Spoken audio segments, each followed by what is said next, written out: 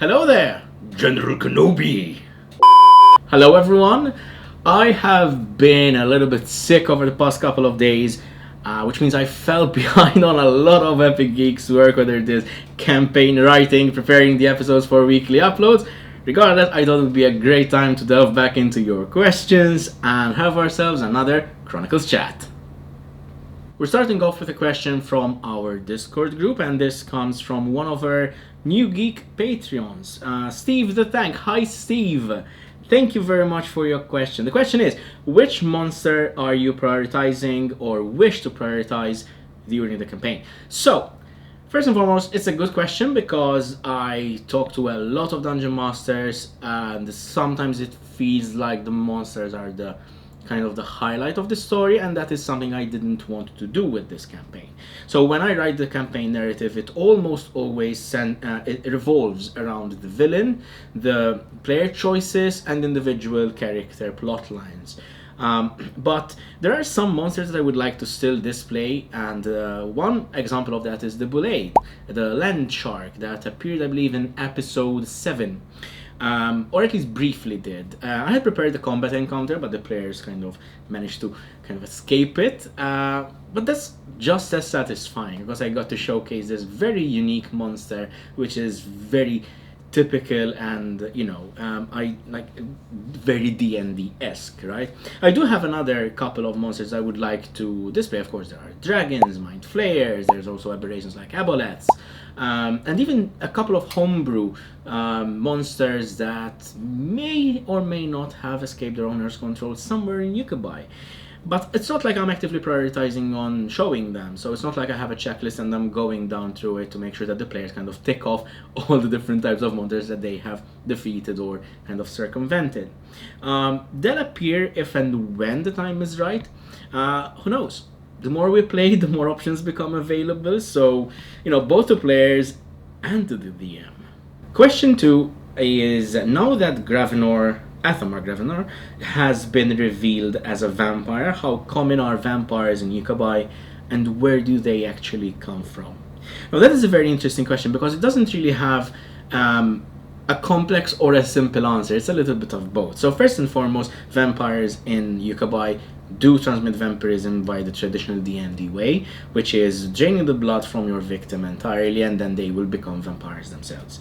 So that is the standard D&D way, but I also wanted to explore the origins of the vampiric curse, and that is exactly what it is. So in episode 6 we discovered that Athamar Gravenor was indeed cursed in the name of an abyssal lord called Karzun, the Blood-Tide Sovereign, by the Olderwigs, and they kind of imply that there is the invocation of this abyssal or like fiendish entity which can obviously grant curse and created vampirism in Uqabai. There's this link to this cosmic entity, and I've spoken about this before, where the cosmic and the cosmology and the mythology had to be recreated for my setting to ensure that all the players around the table have a fresh and new experience without anything they could draw on from past experiences, because the story and the lore should be entirely new to them so that their experiences are fresh. But it's not like it is easily attainable by common folk, this kind of power, vampirism, and I wanted to make sure, because in Uqabai not everyone can attain great power very quickly. There are very few very powerful individuals, and there are a lot of common folk which do not have that kind of power or access to that kind of power, and I wanted to reflect this in vampirism. So the origin of the vampire curse is actually a curse by an abyssal lord, and Gravenor, given his nature, probably never transmitted it to anyone. That being said, Uqabai is a very large place. What I wanted to emphasize with this is that power like that usually comes from something ancient, something dangerous or something divine, and kind of it's as if these entities are reaching out into the setting and leaving their own mark. And to me, that makes vampires feel like they are a lot more frightening than just another monster waiting in the dark for the DM to throw at their players. Question 3 is Lugii really gone, or is there more to her story? There's gonna be a punchy kind of questions and answers, aren't they? Right, so I need to tread very carefully here because I do not want to spoil any upcoming campaign stories. However, I also understand that this question needs answering because I know that as a viewer, there isn't complete closure until you kind of know almost everything. So, first and foremost, what I can for sure say is that Lugii or Clover is truly gone, right? At least in the sense that obviously she won't be played as a playable character anymore. In that episode specifically, I believe it's episode 8. I could be wrong. Episode 8, I think. I specifically said that her Fey essence was stolen, was taken away. Now, in the general cosmology of Uqabai, mortals, their spirit, their soul essence, whatever you want to call it, kind of transcends the material plane, right? Goes to the side of whatever they believe in, if they do at all. So, for example, fake creatures might go to the Erindoriel, which is the land of eternal summer. Like evil kind of elvish fake creatures might go to the Gloam Rift, which is the land of eternal winter. If they're so inclined, they might go to the side of whatever deity they worshipped, or sometimes worse. But the important thing is that in Uqabai, spiritual essence is not kind of kept in the material plane, it travels somewhere else, and kind of their consciousness, their memories, their soul, their whatever transcends something else. For Clover, this was not the case, and if you're asking why, it's a very intuitive question, and you really have me on the ropes. But this is another slightly tricky question to answer, but ultimately boils down to one thing. I hate unfinished stories, right? So I wanted to have a clear point where we say, okay, we're gonna stop telling Clover or Lugii's story. And this was the point. However, that being said, this is Dungeons and Dragons. Like, we're playing a role-play game where player actions and choices matter in the long run. And based on the player's actions, based on what they might want to do in the future, the resolution of that story kind of still remains fluid. Question 4 is, what moment in the campaign genuinely caught you off guard as a DM? Right. I'll be honest, there haven't been many moments so far, but that is actually a little bit surprising because it is not the typical, or at least my typical DMing experience. So I don't know whether the players are taking it easy on me, or whether I am somehow anticipating a lot of what they might do. Maybe because we're all such good friends. But there was, I think, one such moment that really caught me a little bit off guard was the fact that they decided to execute Athamar Gravenor. I had prepared options for both whether they spared him or whether they executed him. But I was expecting the players to be lenient. I expected them to be merciful and kind and say, oh, okay, kind of, you're repenting, so let's move on. And if that had happened, we probably would have skipped episode 6 and would have gone straight on to the Savage Wilds. But hey, that's why we prepare as DMs. They chose the other option, they chose the one that I was not expecting them to do or to choose, and we ended up telling a very great story. Because on the plus side, we got to understand and realize and hear what Gravenor's story was and how Albavol came to be what it was. So sometimes these moments, when they are unexpected, they turn out for the best. Another little bit of an unexpected moment was perhaps how opposite to that feeling it was, like how kind they were to Idrin the herbalist and the Savage Wilds in episode 6.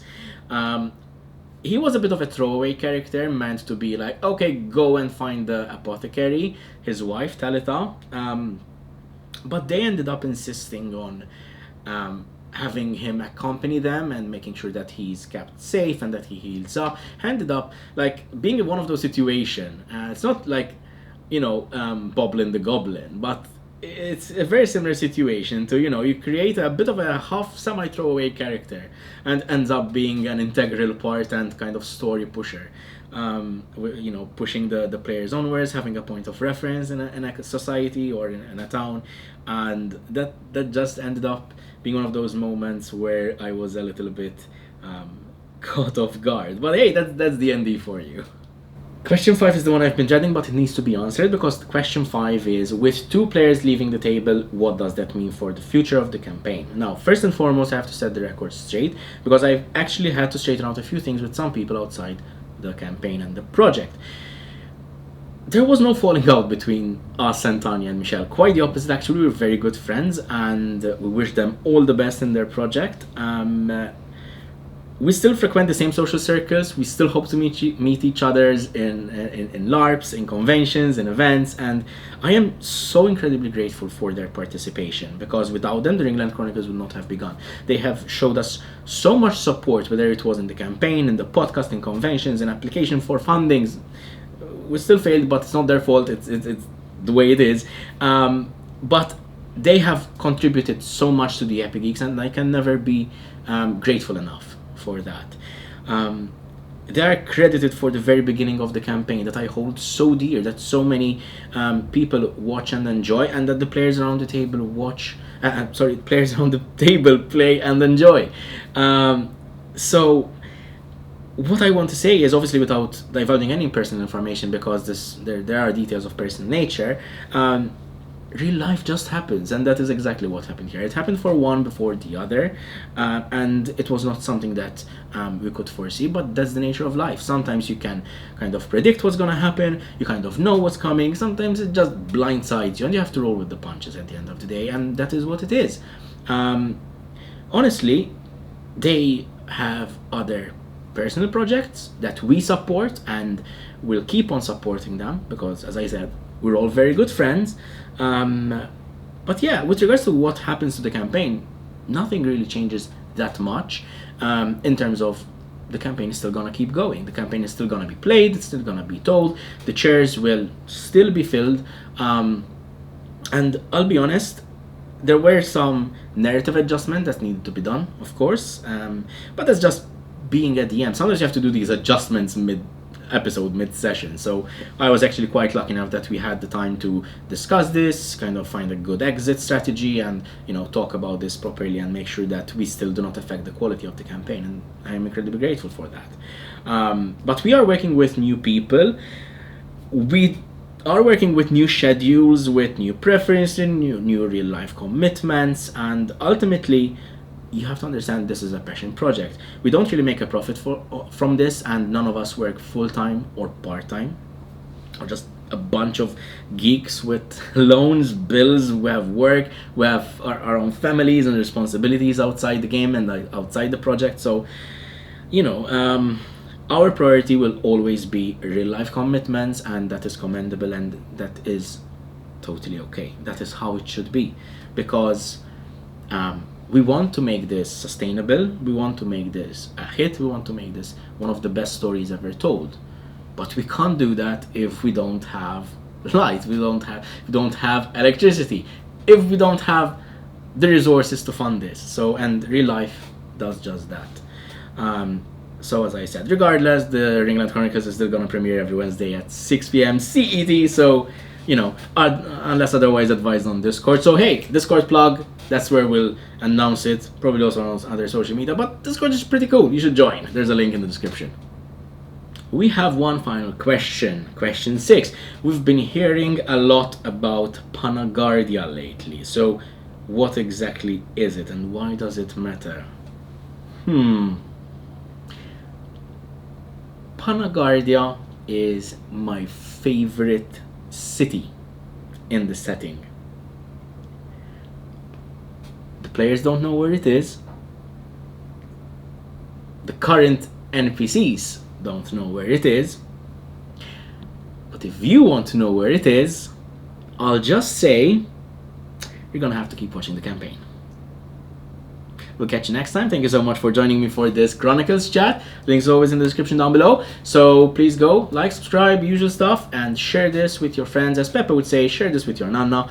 And keep being geeks. Be an epic geek.